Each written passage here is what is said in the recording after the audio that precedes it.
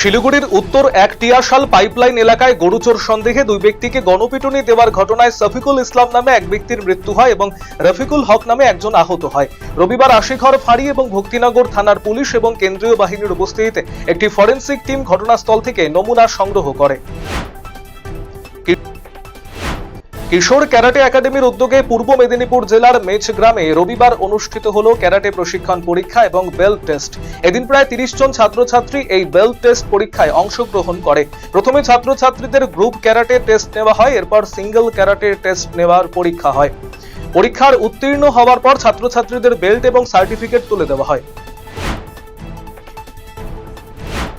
গবেষণাধর্মী গ্রন্থ রায়গঞ্জ আলোক সন্ধানে এর দ্বিতীয় খণ্ডের মোড়ক উন্মোচিত হলো রবিবার।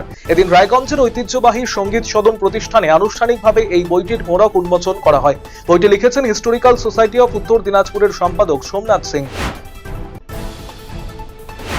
রাধিকাপুর থেকে শিলিগুড়িগামী ইন্টারসিটি এক্সপ্রেস দীর্ঘক্ষণ দাঁড়িয়ে রায়গঞ্জ স্টেশন থেকে ট্রেনটি ছাড়ার কথা ছিল সন্ধ্যে 6:15 নাগাদ, কিন্তু শেষ পাওয়া খবর অনুযায়ী রাত 9টা বাজতে চলল, এখনো চাকা ঘোরেনি ওই ট্রেনের।